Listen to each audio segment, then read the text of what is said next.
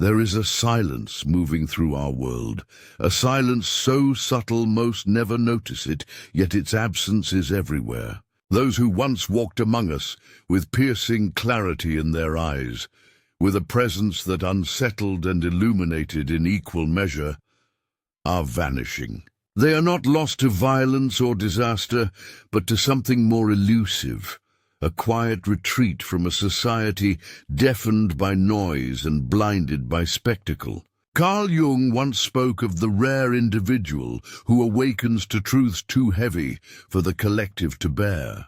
And in this awakening, they find themselves pushed to the margins, unseen, uncelebrated, misunderstood. This is not disappearance, in the literal sense, but an erasure in plain sight, an exile into the hidden corners of existence where only the few who dare to look deeply will find them. Their absence is a mirror reflecting the sickness of our age, a sickness so ordinary we mistake it for life. The fractured mirror. The world presents itself as whole, seamless, radiant with certainty. Streets glow with neon, and screens spill endless images designed to convince us that life has never been fuller, never been brighter. Yet beneath this carefully arranged spectacle lies a fracture, and those attuned to deeper rhythms feel it instantly. For the spiritually awake, the laughter that fills crowded rooms carries an aftertaste of hollowness, like echoes bouncing in an empty chamber. Success, the crown of modern ambition, gleams in the daylight but dissolves into ash when held up against the night sky.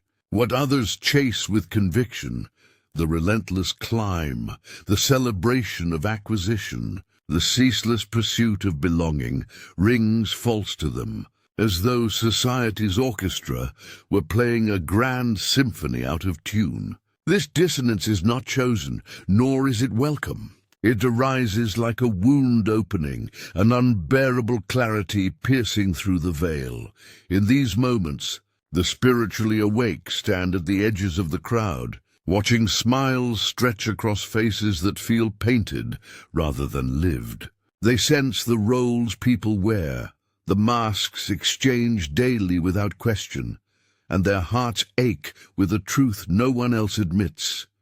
The masquerade is endless, and most will never see they are trapped inside it. For the awakened, the mirror society holds up is already fractured, and the reflection staring back is one they cannot reconcile with the image expected of them. They begin to feel the quiet pull of estrangement, not yet exile, but the first whisper of it. The awareness that they are standing in a world that no longer feels like theirs. The first break comes silently, like glass cracking under pressure before anyone hears the sound. To those around them, the spiritually awakened still appear ordinary, still walk the same roads, still sit at the same tables. Yet inwardly, they no longer move in rhythm with the world's heartbeat. The conversations that once felt alive now feel like shadows. Words are exchanged, but meaning slips away. The rituals of daily life, the morning rush, the chatter of ambition, the ritual of endless consumption, become unbearable reminders of an emptiness that no possession can fill. It is not that they despise the world, but that they begin to perceive the hollowness at its core. A vacuum covered over by distraction and spectacle. What they notice most is silence, the kind that leaks through when the noise falls away. In that silence, truths emerge uninvited. They see how often people run from themselves, how entire lives are built on escape rather than arrival. The spiritually awake cannot unsee this, and so their isolation grows. Friends sense something has shifted, though they cannot name it. They joke, they push, they remind the awakened of obligations and expectations. But beneath the surface, a subtle fear arises, because in the eyes of the awakened, they glimpse something unsettling, the recognition that life as they know it may not be enough. And so the awakened are gently set apart, not by choice, but by the inevitability of vision. It is the beginning of disappearance, not physical yet, but spiritual, as they start to fade from the world's shared illusions. The disappearance begins subtly, not with a departure, but with detachment. The spiritually awake still move through cities, still nod politely at strangers, still fulfill the duties that tether them to the visible world. But inwardly their roots begin to loosen. They find themselves withdrawing from conversations that circle endlessly around nothing, pulling back from gatherings where laughter feels rehearsed, stepping away from ambitions that once seemed worth every sacrifice, but now appear as gilded cages. Each day the veil grows thinner, and what lies beyond it, the raw essence of existence, beckons more urgently. It is not rebellion. There is no anger in their withdrawal, no bitterness toward those still immersed in the dance. Instead, it is more like a quiet sinking, a recognition that they cannot remain where they no longer belong. They see with painful clarity that the collective dream offers comfort, yes, but only in exchange for truth, and for them the cost is unbearable. This quiet departure is invisible to most. Colleagues and companions chalk it up to distraction, fatigue, or eccentricity. Yet the awakened know the truth. They are slipping beyond society's reach, drifting into a liminal space where words fail and silence begins to speak louder than noise. In this silence something stirs, an ancient presence, vast and unnameable, as if by withdrawing from the false they have stepped closer to the real.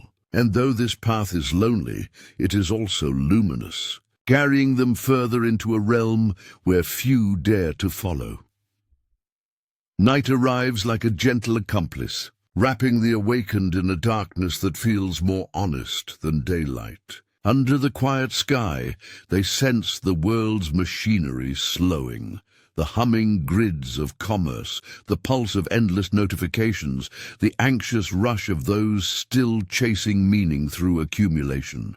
Here, in this hush, their separation deepens. They no longer need to explain the distance that now defines their lives. The stillness itself becomes explanation enough. Their rooms grow simpler. Objects once collected for status or pleasure now feel heavy, their presence demanding energy that could be devoted to something deeper. One by one, unnecessary things vanish, not in a dramatic purge, but through a steady erosion of desire. Yet the greatest shedding occurs within. Old identities, friend, competitor, citizen, begin to dissolve like sand carried off by the tide. What remains is a self unbound, stripped of the labels society insists are essential.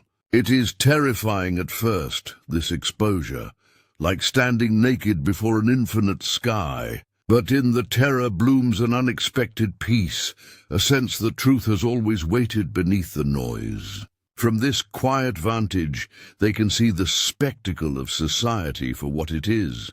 A brilliant performance, dazzling and hollow, sustained by the belief that it must never end. And in recognizing the play, they step beyond it, their presence becoming ghost-like, not absent, but untethered. A quiet figure moving through a world they no longer inhabit. Silence is not merely the absence of sound. It is its own terrain, vast and layered, pressing upon the spiritually awakened with a weight most would flee. In the city streets, silence does not exist. Engines roar, neon flickers, and voices tumble into each other without pause. But when one steps away, into forests, deserts, or simply into the unlit corners of one's own mind, silence arrives like an ocean, swallowing the fragments of daily thought. It is in this unrelenting expanse that the awakened begin to realize why so many before them fled from it. Silence reveals everything one has tried to ignore. Beneath its canopy rise the memories long buried, the truths carefully avoided, the unspoken questions about what life is meant to be. And yet, rather than escape, the awakened remain, allowing the silence to weigh upon them, to press until it burns away the illusions society so carefully maintains. But silence is not gentle. It isolates. Friends grow uneasy around those who no longer rush to fill gaps in conversation, who can sit with stillness as though it were an old companion. In gatherings, their quiet becomes a mirror in which others glimpse their own hidden unrest.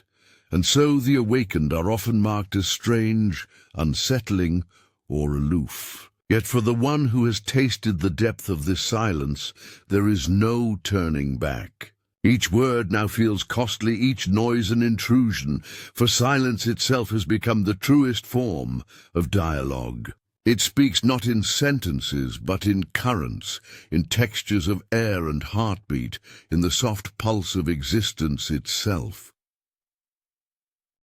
In silence, time changes its nature. The awakened notice how minutes stretch into vast chambers of awareness, while days fold inward like paper, delicate and almost insubstantial. Without the constant interruptions of chatter, media, and obligation, the rhythm of life no longer obeys the clock. It follows instead the tides of breath, the slow turning of the sun, the pulse of blood through veins. This dislocation from ordinary time deepens their distance from society, for the modern world thrives on schedules, alarms, deadlines, structures designed to keep humans bound to a machine that never pauses. Yet the awakened see such structures as fragile scaffolding, useful for survival, but empty of meaning. Their silence therefore becomes rebellion, an invisible refusal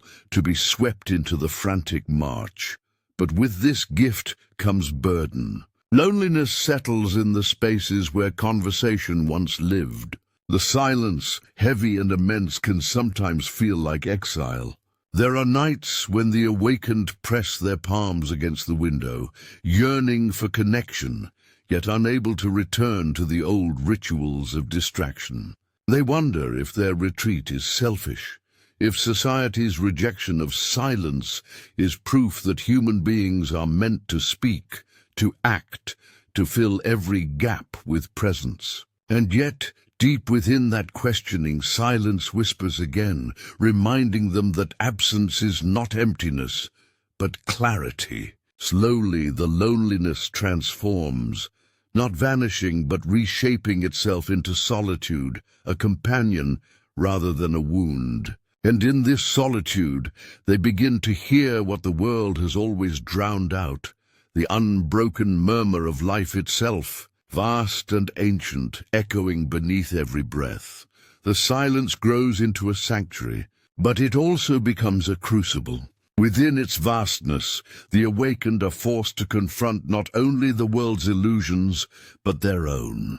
Regrets once buried resurface with sharp clarity, and the mind, without noise to conceal its fractures, turns inward like a blade. Some nights feel unbearable, each second stretching into an interrogation of the soul. Yet it is precisely in these unflinching hours that transformation takes root. Silence does not lie. It does not flatter or distract.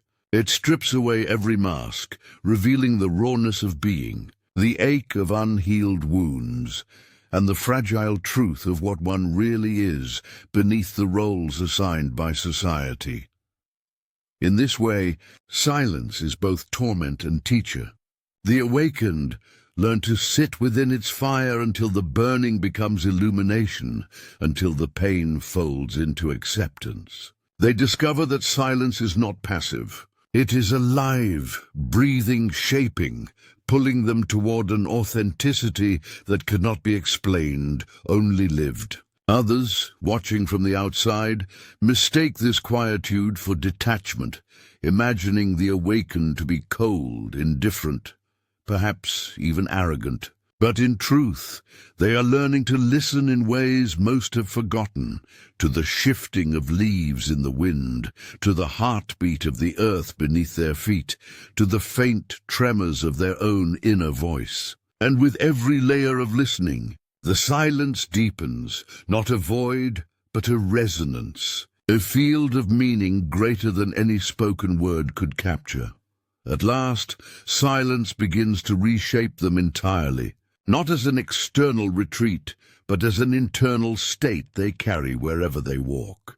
Even in the busiest streets, even in the roar of markets or the ceaseless chatter of gatherings, they remain untouched, as if a quiet shield has descended over their being. The noise of the world no longer enters them in the same way. It passes like rain over stone, absorbed only at the edges. This stillness unsettles those around them, for the awakened no longer react to provocation, no longer scramble for approval, no longer measure worth by the same feverish standards. Their silence becomes contagious, a presence others cannot quite explain, yet feel in their bones. Conversations falter in their company, laughter dims.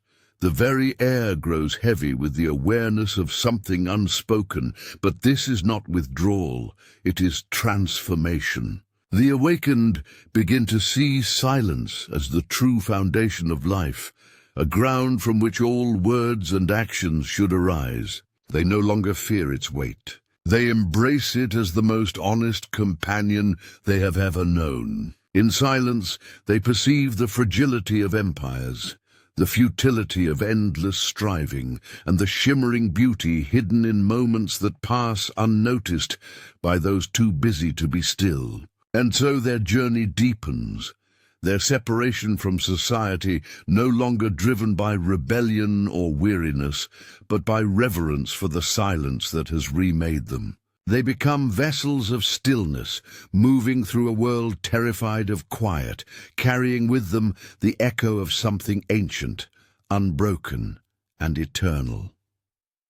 Exile does not always come with banishment or decree. Sometimes it unfolds quietly, almost invisibly, as the awakened soul drifts further from the rhythms that once defined belonging. The separation that began as subtle distance now hardens into reality, and they find themselves walking through familiar places as strangers. Markets where they once bartered feel like theaters of desperation, streets echo like corridors of unending distraction, and gatherings of friends resemble performances stitched together by fear of silence. Their exile is not chosen in arrogance, but received as inevitability, a consequence of awakening that demands departure from what no longer holds truth. Yet this departure does not come without cost. Loneliness sharpens, not as the soft solitude once carried in silence, but as a deeper ache, the realization that they can no longer return, that the bridges to the old world have burned without flame.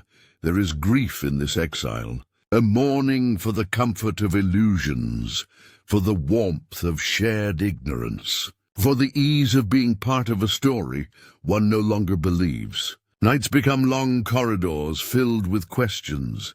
Will this estrangement last forever? Is exile the true price of clarity? The awakened wrestle with the knowledge that society cannot follow where they have gone, that most would rather remain in the glow of distraction than face the stark emptiness beyond it. And so exile becomes both prison and liberation. Though cast apart, they walk in a freedom few could understand, carrying within them a flame that burns silently against the darkness of conformity. As exile deepens, the awakened begin to notice how distance alters perception. What once seemed unquestionable now appears absurd, fragile, even grotesque. The endless competitions for wealth, the rehearsed performances of social status, the rigid hierarchies of power, all of it feels like a dream dissolving at dawn. Yet the very act of seeing so clearly only sharpens their isolation. For when they attempt to speak of these revelations, words falter. Those who still live within society's spell hear only disruption, not truth. Their discomfort rises like a shield, protecting them from the unsettling possibility that life might be more than the roles they have been assigned. Thus the awakened learn to remain quiet, guarding their insights like sacred relics, unshared except in whispers or through presence alone. And yet, exile is not barren. Though it strips them of familiar belonging, it offers vistas hidden from the unawakened. The world reveals itself in layers once overlooked. The slow breathing of trees, the shifting constellations of stars, the faint hum that seems to thread all existence together. These encounters do not erase loneliness, but they soften it, as though exile itself is a passage into another kind of communion, one no society can offer. The awakened walk between worlds, too far removed to return, yet not so detached as to abandon compassion for those still ensnared. This paradox becomes their burden, to love humanity deeply while remaining forever apart. To carry exile not as punishment, but as the quiet truth of an unseen calling. The longer exile endures, the more it transforms from a condition of absence into a landscape of its own. It is no longer simply the space left behind by society, but a realm shaped by new perceptions, new rhythms, new anchors of meaning. In this space, the awakened discover both danger and possibility. Danger, because isolation can twist the mind, whispering doubts with a persistence sharper than any external voice. Possibility, because in the absence of society's clamor, a subtler harmony begins to emerge, one that speaks not in decrees or doctrines, but in the delicate gestures of existence itself. Exile becomes a threshold, a place where the self is continuously unmade and remade, like a river reshaping its banks with each relentless current. The awakened sometimes wonder if this exile is permanent or if it is merely a passage, a liminal state that strips away all illusions before revealing something greater. In rare moments, they sense faint echoes of others who walk this same hidden road, strangers whose silence mirrors their own. These glimpses bring both solace and sorrow. Solace in knowing they are not entirely alone, sorrow in realizing that recognition may never become communion. Yet even without shared words, there is a kinship in exile, a subtle resonance between souls who have stepped beyond the veil. It is a fellowship of the unseen, tenuous and fleeting, but enough to remind the awakened that exile, though solitary, is not void. It is the space where truth gathers, waiting to be carried into whatever comes next. Exile sharpens perception until even the smallest detail takes on the weight of revelation. The shifting of light through leaves, the sound of wind against stone, the faint tremor of one's own breath, these fragments become scripture for the awakened, not in the sense of rigid doctrine, but as living proof that existence is layered with meaning. What society once drowned in noise now speaks with clarity. And yet, the more profound these revelations, the greater the divide grows between the awakened and those who remain within the world of unbroken illusion. Attempts to bridge the gap often collapse into silence, for words cannot carry the weight of what has been seen. To speak is to risk distortion, and distortion feels like betrayal. Thus, the exile continues, not as punishment, but as a chosen fidelity to truth. It is the price of refusing to turn away, the cost of standing in the stark brightness of awakening. Some days it feels unbearable, a desert without end. Other days it is a sanctuary, free from the clamor of false belonging. In this tension, the soul learns to endure without resolution, to carry both burden and gift without demanding closure. Perhaps this is the deepest lesson of exile, that awakening is not about return or reconciliation, but about inhabiting the threshold itself. To remain faithful to the unseen, even when unseen by all others, is the quiet triumph of the awakened. Knowledge, once awakened, does not rest lightly upon the soul. It's not the kind of knowledge that can be set aside, like a book closed at dusk. Rather, it clings, reshaping thought, perception, and even breath. The awakened soon discover that to see differently is to live differently, and to live differently is to carry a weight unseen by others. This weight is not always heavy in the sense of despair. Sometimes it burns with the fire of clarity, sharp and cleansing. Yet more often it presses inward, isolating the knower from the comfort of shared illusions. What once seemed ordinary, a conversation, a celebration, even silence itself, now appears saturated with layers of unrevealed truth. And with it comes the ache of separation. There is no simple path for what to do with this weight. To ignore it is impossible, for it will not allow itself to be buried. To speak of it is dangerous, for words dilute what has been seen. And so the awakened carry it, not as a burden alone, but as a strange inheritance. Some describe it as walking with a hidden flame, both illuminating and consuming. Others liken it to holding a mirror too clear for most eyes to endure. However it is named, the truth is the same. Once the veil has lifted, the soul is forever marked, compelled to bear the weight of knowing in a world that prefers the ease of forgetting.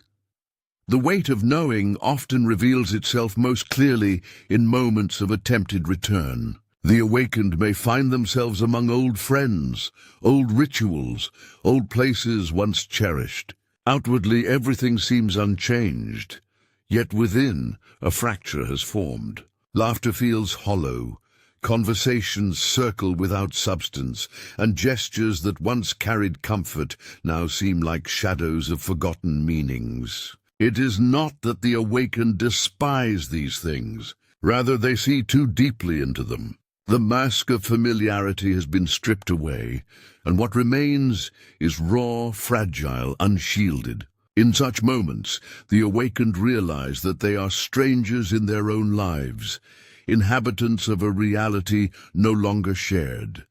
This realization can feel like exile within exile, being present yet absent, visible yet unseen. And yet it is in this space that the true dimension of the weight emerges. For knowing does not merely distance, it also demands responsibility. The awakened are pressed to live truthfully in a world that resists truth, to embody what cannot easily be spoken, to move as witnesses even when no one desires the witness. The weight is not passive. It is a summons, an invisible demand that one remain faithful to what has been revealed, even when silence, misunderstanding, or rejection are the only companions. To carry this weight is not simply to endure, it is to live as if every moment is testimony, whether acknowledged or not. In the solitude of bearing such weight, a paradox arises. Though the awakened withdraw, though they vanish into silence and distance, they are never entirely alone. The weight itself is a kind of companion, a silent presence that walks beside them in every shadow and every dawn. It speaks without words, reminding them that their exile is not meaningless. In its quiet gravity, it anchors them to something larger than their own grief, larger than society's noise. This companionship does not remove the burden, but it transforms it, allowing the awakened to endure without collapsing beneath the strain. Over time, the weight becomes less of a chain and more of a compass. It points toward ways of being that others cannot perceive, toward acts of compassion that seem small but ripple endlessly. toward a reverence for beauty that exists even in decay, toward a kind of strength that is forged not through dominance, but through stillness. The awakened come to see that their disappearance from the surface of society is not an erasure, but a reorientation. They are no longer bound to the stage where roles are endlessly played. They have stepped into the silence behind the curtain, where the true machinery of existence hums unseen. And in that place, though misunderstood, they walk with a clarity that no dismissal can undo. Before we follow this path further, I invite you to join me in uncovering the mysteries of these disappearances. If this journey stirs something within you, if you feel the weight of the silence too, then walk with us by liking this video, sharing it with those ready to listen, and subscribing. So together we can bring voice to what the world tries to erase.